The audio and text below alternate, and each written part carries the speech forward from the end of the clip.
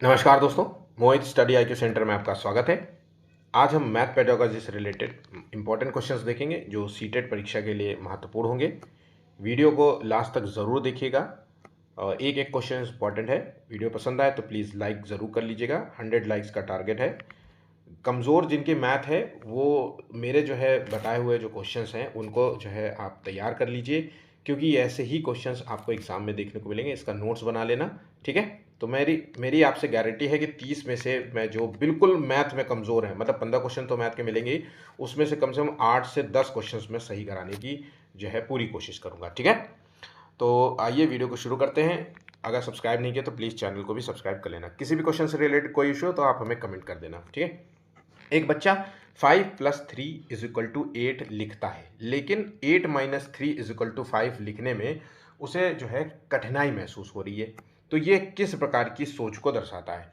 तो देखिए, जब बच्चा 5 + 3 = 8, उसको पता है कि यहाँ पे 5 + 3 जो है 8 होता है। लेकिन अगर मैं 8 में से 3 घटाऊँ या 8 में से 5 घटाऊँ तो 3 आ जाएगा, है ना। 8 में से 5 घटाऊँ तो 3 आ जाएगा, और 8 में से 3 घटाऊँ तो जो है 5 आ जाएगा।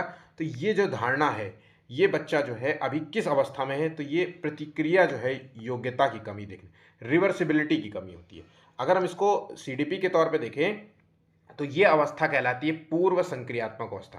ध्यान रखिएगा, पूर्व संक्रियात्मक अवस्था, जहां पे बच्चा अभी रिवर्सिबिलिटी जैसे कॉन्सेप्ट को नहीं समझ पाता है, ठीक है। तो याद रखिएगा, पूर्व संक्रियात्मक अवस्था कब से कब तक मानी जाती है? 2 से 7 वर्ष तक की अवस्था होती है। ये अवस्था किसने बताई थी? ये पियाजे के जो है दूसरे नंबर की चरण है, ठीक है। तो पियाजे के अनुसार ये पूर्व संक्रियात्मक अवस्था में बच्चा यहाँ पर है, ठीक है। नेक्स्ट क्वेश्चन है, कक्षा 3 का बच्चा कहता है कि 0 जो है सबसे छोटी संख्या है क्योंकि कुछ नहीं है। शिक्षक को इस गलत धारणा को दूर करने के लिए क्या करना चाहिए? तो भाई देखिए, बच्चा कह रहा है कि 0 सबसे छोटी संख्या है क्योंकि इसमें कुछ नहीं मिलता। तो ये धारणा को समझाने के लिए आप क्या करोगे? भाई आप ये करोगे कि उसको समझाओगे कि बेटा 0 से भी नीचे कोई संख्या हो सकती है, उसे ऋणात्मक संख्या कह सकते हैं। तो 0 से भी छोटी संख्या एक ऋणात्मक संख्या हो सकती है, ये बात बता सकते हो। उसको हम वस्तुओं की गिनती करवा सकते हो। 0 मीन्स नो क्वांटिटी होता है, ये भी पता है। 0 जो है एक पूर्ण जो है संख्या है। सब पूर्ण जो है सबसे छोटी संख्या होती है ना। और जो नेचुरल नंबर होता है वो स्टार्ट होता है 1 से जो है, ठीक है। इस तरीके से हम बातों को कुछ बच्चों को बता सकते हैं। तो यहाँ पे जो सीधे नियम बताएंगे या याद करने को कहेंगे या अनदेखा करने को, आंसर हो गया ऑप्शन बी, शून्य को पूर्णांक के रूप में उपयोग करते हुए बच्चों के साथ गतिविधियां कराएंगे, ठीक है। जितने पॉइंट्स मैंने बताए हैं इनमें से कोई भी पॉइंट्स इसमें इस क्वेश्चन में यूज किया जा सकता है। अगला क्वेश्चन है, 25 वस्तुओं का कॉस्ट जो है प्राइस, देखिए कॉस्ट प्राइस जो है 25 वस्तुओं का 20 वस्तुओं के सेलिंग प्राइस के जो है बराबर है। ये क्वेश्चन है। जब भी आपसे पूछे कि कॉस्ट प्राइस इतने रुपया के बराबर है, सेलिंग प्राइस के बराबर है, तो आपको कुछ नहीं करना है। उन जो संख्याओं को आप जो है चेंज कर देंगे, इंटरचेंज कर देंगे एक दूसरे से। मतलब अब जो है कॉस्ट प्राइस जो हो गई 20 और सेलिंग प्राइस हो गई 25, ठीक है। अब हम क्वेश्चन ये कह सकते हैं कि कॉस्ट प्राइस जो है 20 है और सेलिंग प्राइस जो है 25 है, ठीक है। तो अब हमें जब लाभ देखना है या लाभ या हानि निकालनी है तो हम कॉस्ट प्राइस और सेलिंग प्राइस को ही घटा देते हैं। तो यहाँ पे देखिए, खरीदारी जो है 20 रुपए की हुई है और उसने बेचा है 25 में, तो इसका मतलब है कि उसको 5 रुपए का लाभ हुआ है। बात यहाँ समझ गए। और हम लाभ हो या हानि हो, किसी को भी हम जब तुलना करते हैं तो कॉस्ट प्राइस से करते हैं, तो मतलब 5/20 कर देंगे, इंटू 100 कर देंगे, यही तो इसको लिखा हुआ है। तो 2 पंचे 10, 25 25, आंसर है ऑप्शन डी, इसका सही उत्तर होगा, ठीक है। एक इंपॉर्टेंट क्वेश्चन है, इसको याद कर लीजिएगा, इसको तैयार कर लीजिएगा। कोई भी क्वेश्चन, 35 वस्तुओं का क्रय मूल्य जो है 40 वस्तुओं के बराबर है, कैसा भी क्वेश्चन आए, बस ये जो लाइन दी गई है ये आपको अच्छे से याद होना चाहिए। जिनकी मैथ कमजोर है वो इन क्वेश्चंस को अच्छे से तैयार कर ले। बाकी जो सामान्य बच्चे हैं, मतलब सामान्य तो सभी हैं खैर, मतलब जिनको मैथ ठीक ठाक आती है वो ये सब क्वेश्चंस बहुत आसानी से कर पाएंगे, ठीक है। अब यहाँ पे चौथा क्वेश्चन है, एक बच्चा जो है त्रिभुज के तीनों कोणों का योग 180 डिग्री मानता है, लेकिन इसे प्रमाणित करने में असमर्थ रहता है। वैन हिले सिद्धांत के अनुसार बच्चा किस चरण में है? अभी हाल ही में मैंने वैन हीले का सिद्धांत पढ़ा है। वैन हीले का ज्यामितीय जो है थ्योरी क्या है, इसके बारे में कंप्लीट जो है नोट्स मैंने दिया, कंप्लीट स्टडी नोट्स है। आप उसको पढ़ लीजिए, उसका नोट्स बनाइए, उसका रिवीजन करिए, क्योंकि एग्जाम में पेपर 1 हो या पेपर 2 हो, दोनों में यहाँ से क्वेश्चन बनेगा। अब वैन हीले ने जो है कुछ चरण दिए थे, ठीक है। इन्होंने जो सिद्धांत दिया था वो ये बताया था कि बच्चा जो है ज्योमेट्री कैसे सीखता है, ठीक है, ज्यामितीय जो है सिद्धांतों को कैसे समझता है। इसके तहत इन्होंने इन्होंने भाई साहब ने 5 जो है चरण दिए थे। तो यहाँ पे बच्चा तीनों जो है कोणों का योग 180 डिग्री है ये बता रहा है, लेकिन जो है असमर्थ है उसको प्रमाणित करने में। मतलब क्वेश्चन जो भी है इस त्रिभुज के गुणों को वो बता पा रहा है। तो चौथे क्वेश्चन में ये जो चरण है ये विश्लेषण चरण कहलाएगा। इस चरण में क्या होता है, बच्चा जो है चित्र का जो भी चित्र आप दिखाते हो, जो भी ज्यामितीय उदाहरण देते हो, उसके गुणों का प्रदर्शन, जैसे उसमें बता दिया कि त्रिभुज में 3 रेखाएं होती हैं और जो है तीनों कोणों का योग जो है वो 180 डिग्री होता है, ठीक है। तो ये विश्लेषण स्तर पे है। तो ये जो है वैन हिले के तहत जो है ये कौन सा चरण है, तो ये दूसरे नंबर का चरण है, सेकंड चरण है। पहला चरण जो होता है वो दृश्यात्मक चरण होता है। अच्छे से याद कर लेना, इसको बिल्कुल भी मत छोड़ना। लिंक डिस्क्रिप्शन में मिल जाएगा, नहीं तो वीडियो के लास्ट में आप देखोगे तो वैन हिले के सिद्धांत आपको मिल जाएगा। नेक्स्ट क्वेश्चन है, दो संख्याओं का योग जो है 58 है और उनका अंतर जो है 22 है, तो छोटी संख्या हमें ज्ञात करना है। तो देखिए मान लीजिए एक संख्या और दूसरी संख्या y है। अगर आपसे पूछे कि छोटी संख्या ज्ञात करनी है, ध्यान रखिएगा, अगर आपसे छोटी संख्या ज्ञात करनी है तो इन संख्याओं को घटा दीजिए, बटे 2 से डिवाइड कर दीजिए। ध्यान रखिएगा, दो संख्याओं का योग दिया हो और दो संख्याओं का अंतर दिया हो, मतलब x plus y is equal to दिया है 58 और x minus y is equal to दिया है 22। इसी क्वेश्चन को हमें ट्रिक से सॉल्व करना है और ट्रिक यही है कि जब छोटी संख्या के बारे में आपसे पूछे तो इन दोनों संख्याओं को 58 और 22 को हमने घटा दिया और 2 से इसको हमने भाग दे दिया। 58 और 22 को घटाया तो यहाँ पे 6 और यहाँ पे 3, 2, 16, 18। तो यहाँ पे आंसर हो गया, सबसे छोटी संख्या 18 होगी। अगर आपसे बड़ी संख्या के बारे में पूछे तो आपको कुछ नहीं करना है, 58 प्लस कर देना है 22 बटे 2, सेम चीज।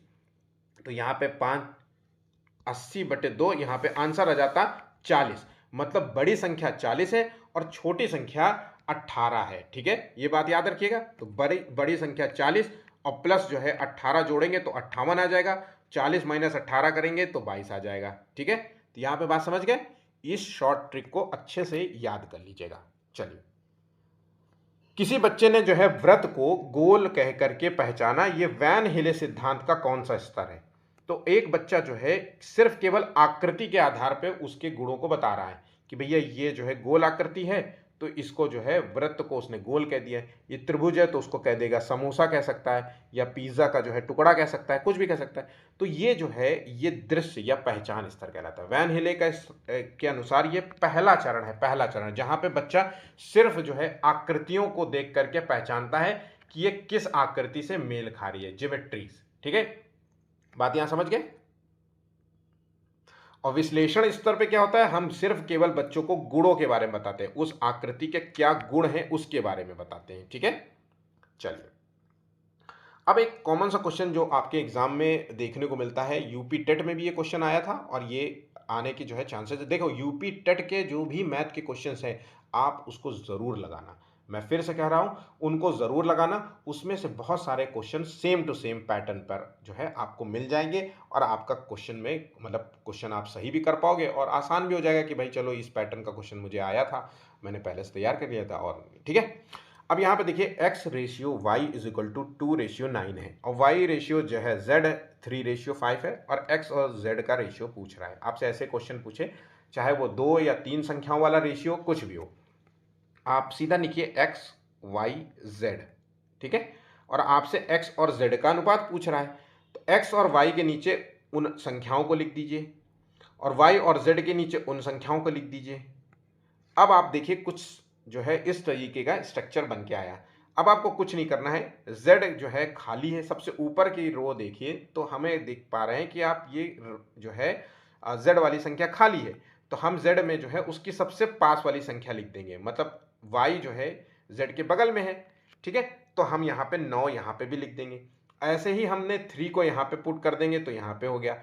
अब हमने ये मल्टीप्लाई 3 इंटू 6, 9 3 का 27 और 9 अपना 45, तो 9:45 इसका आंसर होगा एक्स और जेड का। अब देखिए 6 जो है 45 इसका सही आंसर होगा, और 3 दूना 6, 15 3 45, आंसर हो गया ऑप्शन ए। ठीक है, यहाँ पे समझ पा रहे होंगे। ऐसा कुछ भी बिल्कुल भी मैं हार्ड तरीके से नहीं बता रहा हूँ, बस मेरा स्क्रीन जो है बहुत छोटा है ना, और इसलिए थोड़ा सा जगह और वैसा जो है आपको राइटिंग नहीं दिख पा रही होगी, बिल्कुल साफ़ सुथरा नहीं लिख पा रहा हूँगा, क्योंकि स्टाइलस जो है जैसा है वो ऐसा ही लिख रहा है। ठीक है, तो रिसोर्सेज जैसे हैं मैं आपको वैसे प्रोवाइड करें। उम्मीद करता हूँ कि आपको चीज़ें समझ में आ रही होंगी बस। अब यहाँ पे देखिए एलसीएम और एचसीएफ का क्वेश्चन आपको ज़रूर मिलेगा, चाहे वो पेपर 1 हो या चाहे पेपर 2 हो। अच्छे से तैयार करो, मैं इसका एक कंप्लीट वीडियो दूंगा, बहुत ही आसान तरीके से समझाऊंगा, ठीक है, जिससे आपके ये क्वेश्चंस गलत नहीं होंगे। तो दो संख्याओं का एलसीएम दिया गया है और एचसीएफ दिया गया है, और एक संख्या 120 है, दूसरी संख्या हमें ज्ञात करनी है। तो भैया एक संख्या into x is equal to 1440 into 24, यही इसका फॉर्मूला है। मतलब दो संख्याओं का गुणनफल और जो है ये एलसीएम और एचसीएफ मल्टीप्लाई हो जाएंगे। तो x की वैल्यू निकालना है, तो 14 इंटू 24 बटे 120, तो यहाँ पे 0 से 0, 12 तो 9 24, 4 8 8 2, 2 से 88 आंसर हो गया। 288 is the right answer, option B इसका सही आंसर हो गया। नेक्स्ट क्वेश्चन है, ए किसी काम को 10 दिन में करता है और बी उसी काम को 15 दिन में करता है, दोनों मिलकर के काम कितने दिन में करेंगे? तो भाई देखिए ए जो है एक काम को 1/10 दिन में कर रहा है, और वहीं पे बी उसी काम को 1/15 डेज में कर रहा है, और दोनों मिल गए तो a plus B is equal to 1/10 plus 1/15, तो ये काम कितने दिन में होगा? अगर आपने जोड़ दिया है तो यहाँ पे आंसर हो जाएगा 15 इंटू 10/25, आंसर हो गया 6 डेज। इसको कैलकुलेट कर लीजिए, 55 25, 5 दूना 10, 5 3 15, 3 दूना 6, ठीक है, आंसर हो गया 6 डेज। समझ रहे हैं? चल अब ये क्वेश्चन आप नोट कर लो, ठीक है। 5:20 पर 5:20 पर दोनों सुइयों के बीच में कितने डिग्री का कोण बनेगा? ये क्वेश्चन है। इसका शॉर्ट ट्रिक ये है कि जो घंटा है, आवर है, उसमें हमें 30 से मल्टीप्लाई कर देना है, और जो हमारा मिनट की सुई है उसमें हमें 11/2 से मल्टीप्लाई कर देना है। सीधा सीधा आंसर हो जाएगा 110, यहाँ पे 10 है ना, ठीक है, यहाँ पे 10 मतलब 110, और 5 × 15 150, इन दोनों के बीच का जो अंतर निकलेगा वही उसका कोण होगा। आंसर हो गया ऑप्शन डी, इसका सही उत्तर हो जाएगा, ठीक है, 40 डिग्री। बात यहां समझ गए? बच्चे में जो है संरक्षण की अवधारणा विकसित होने का संकेत है। तो जो संरक्षण की अवधारणा है ये किससे जुड़ी हुई है? ये किससे जुड़ी हुई है?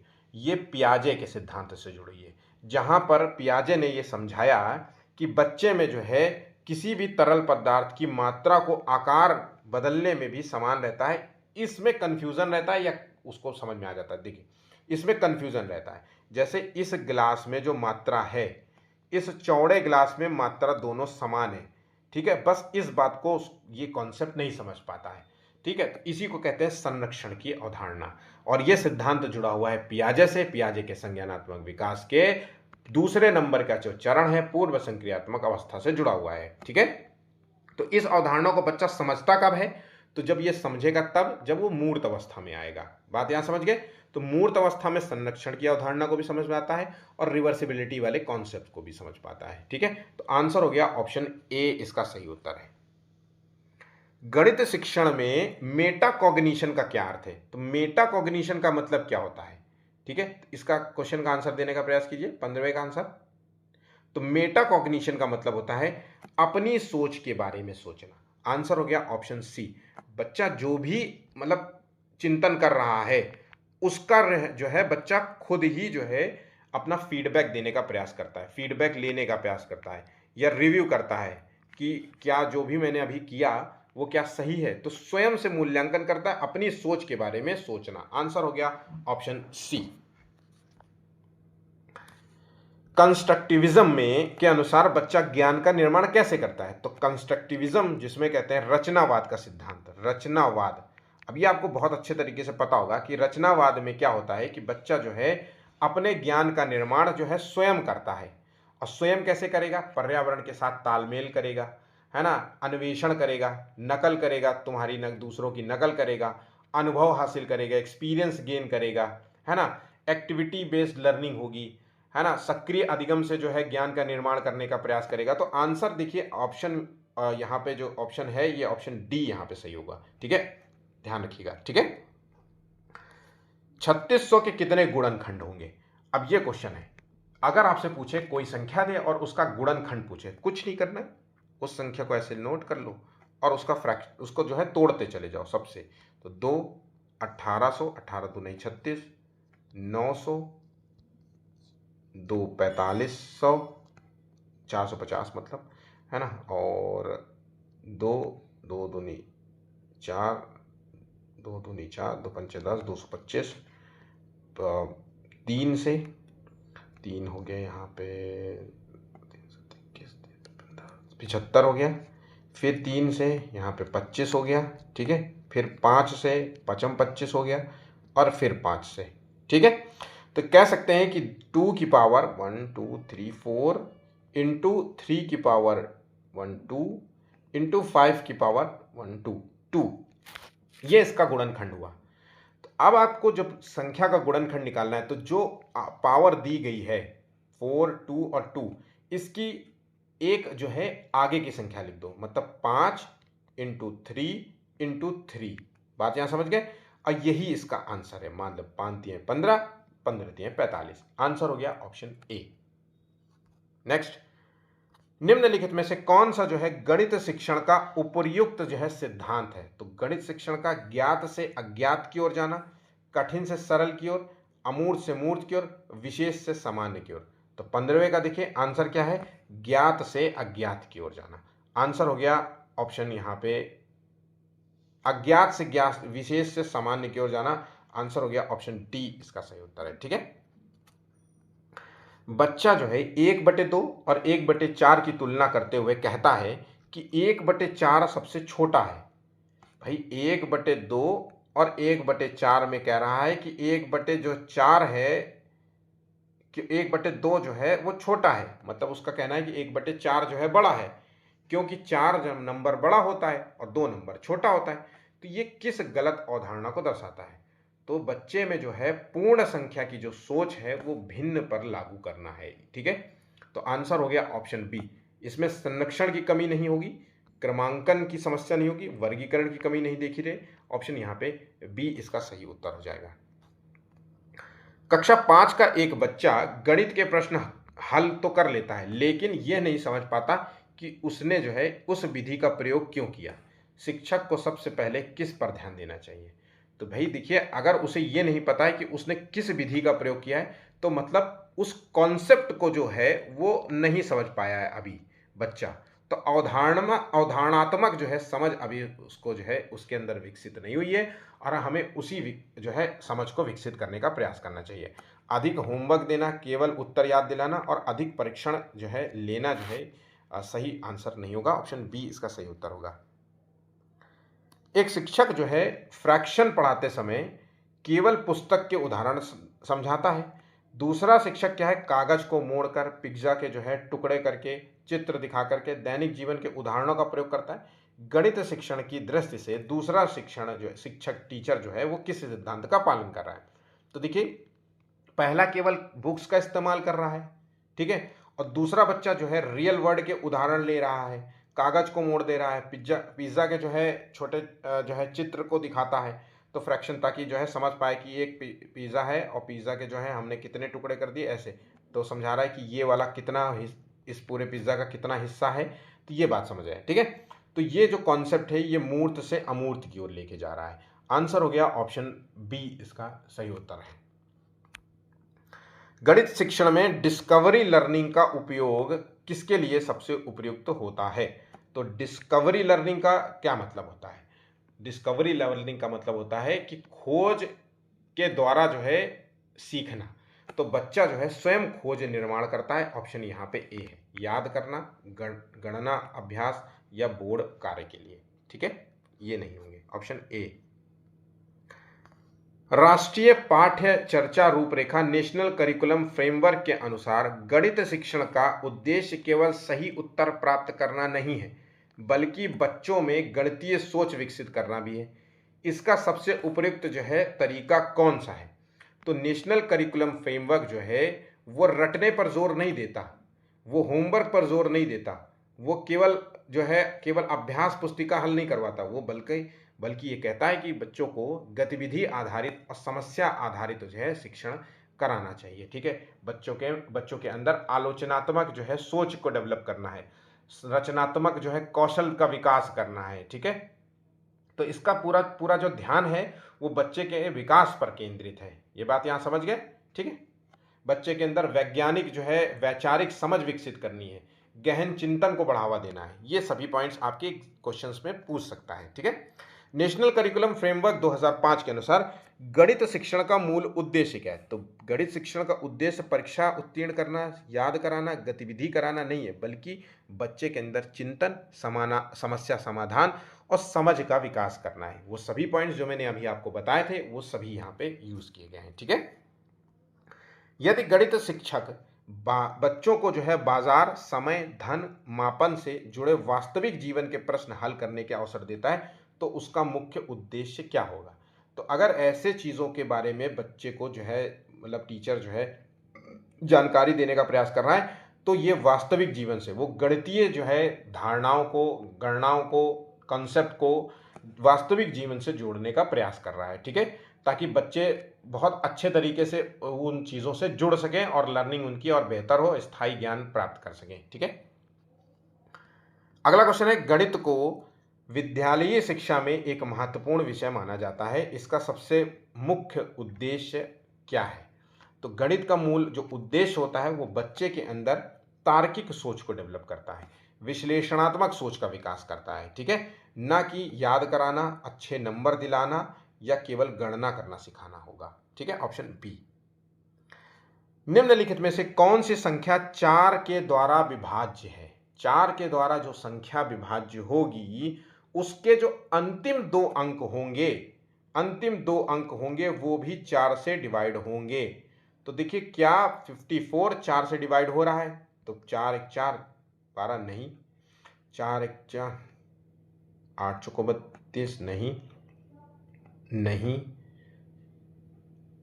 आंसर हो गया ऑप्शन डी। ठीक है,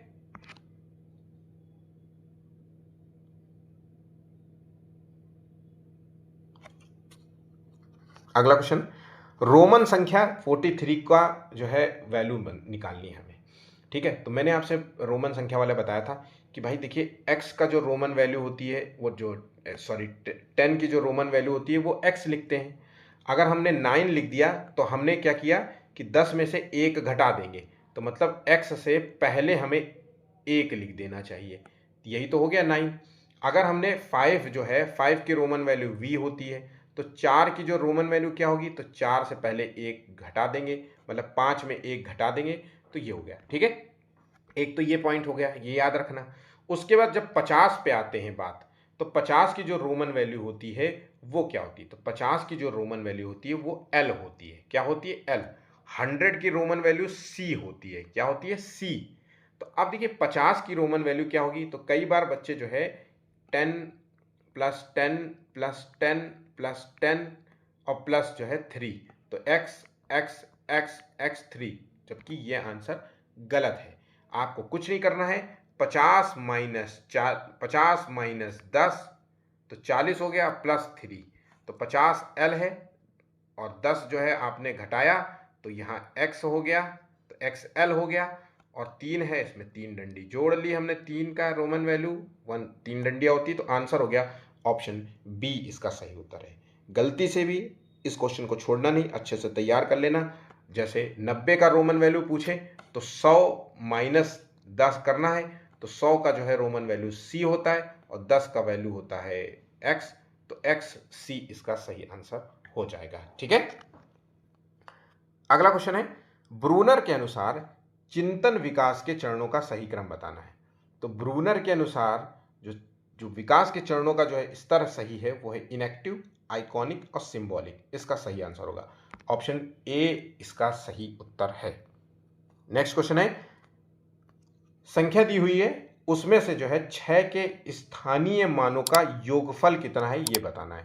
ठीक है, 63,606 संख्या है, तो आपको स्थानीय मान का जो है तो प्लेस वैल्यू, तो देखिए 6 जो है यहाँ से हम सबसे कॉर्नर से जो है शुरू करते हैं, तो इसका स्थानिक मान क्या है, इकाई, दहाई, सैकड़ा, यहाँ 1 2 3 4, 4 जीरो लगा देंगे। उसके बाद यहाँ पे 6 लिखा है और इसके आगे 2 जीरो लगा देंगे, यहाँ पे है। ठीक है, 6 0 6 0 6, आंसर हो गया ऑप्शन डी। बच्चों में गणितीय चिंतन विकसित करने के लिए सबसे प्रभावी तरीका कौन सा है? तो बच्चों में गणितीय चिंतन विकसित करने के लिए सबसे प्रभावी तरीका है समस्या आधारित खोज गतिविधियां। आंसर है ऑप्शन बी। छात्रों को शीर्षाभिमुख कोण के बीच संबंध स्थापित करने के लिए कहा जाता है और वे विभिन्न आकृतियां बनाते हैं, कोणों को मापते हैं और देखते हैं कि शीर्षाभिमुख कोण बराबर है। इस संबंध में वैन हिले के विचार के अनुसार छात्र जो है निम्नलिखित में से किस स्तर पर है? तो देखिए, पहला जो स्तर होता है जिसमें चित्र देख करके बता देता है कि ये ट्रायंगल है, ये सर्कल है, ये स्क्वायर है, रेक्टेंगल है। विश्लेषणात्मक में इन्हीं जो चित्रों के गुणों को प्रदर्शित करने लग जाता है कि भाई इसमें 3 रेखाएं, इसमें कोई रेखा नहीं है, इसमें जो है 4 हैं, ये चीज़ है।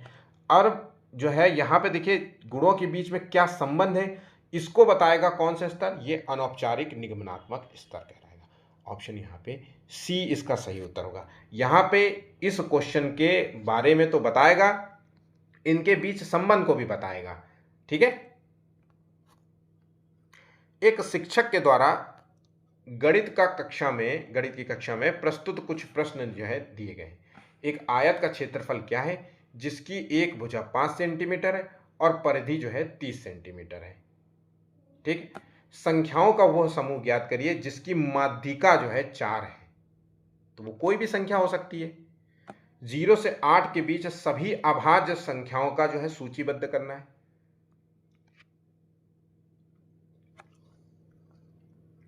और आयतों के बारे में मुझे कुछ भी गणितीय जानकारी बताओ जो आप जानते हो। तो जैसे बच्चा क्या बताएगा, आयत में 4 रेखाएं होती हैं, आमने सामने की भुजाएं बराबर होती हैं। ठीक है, सभी जो है कोण 90 डिग्री पे होते हैं, यही सब बताएगा। तो यहाँ पे देखिए उसने गणितीय जानकारी कितनी दी, 3। तो यहाँ पे जो क्वेश्चन है ए और सी जो है ये बंद प्रश्न वाले उत्तर हैं, ये बंद अंत वाले हैं, और बी और डी जो है ये जो है मुक्त अंत वाले, मतलब बी और डी जो है इसके कई उत्तर जो है दिए जा सकते हैं, एक से अधिक उत्तर दिए जा सकते हैं। लेकिन जो है ए और जो है सी है इसके जो है एक ही उत्तर प्रस्तावित होगा, जो आंसर निकलेगा वही उसका आंसर है। ठीक है, यहाँ पे समझ गए? तो आंसर हो गया ऑप्शन सी। तो कुछ इस प्रकार के क्वेश्चंस मैथ पेडागोजी और मैथ में आपको देखने को मिलेगा। कंप्लीट जो है मैथ पेडागोजी से रिलेटेड, मैथ से रिलेटेड, पेडागोजी से रिलेटेड कंप्लीट स्टडी नोट्स आपको यहाँ से मिल जाएगा। बिल्कुल भी परेशान होने की ज़रूरत नहीं है। जितने क्वेश्चन मैं कराता जा रहा हूँ उन क्वेश्चंस को अच्छे तरीके से नोट कर लीजिए और रिवीजन करते रहिएगा। और आज का यहाँ पे वीडियो हमारा समाप्त होता है। पसंद आए तो वीडियो लाइक कर लीजिएगा, शेयर कीजिएगा, और चैनल को सब्सक्राइब नहीं किया तो प्लीज़ चैनल को भी सब्सक्राइब कर लेना। धन्यवाद।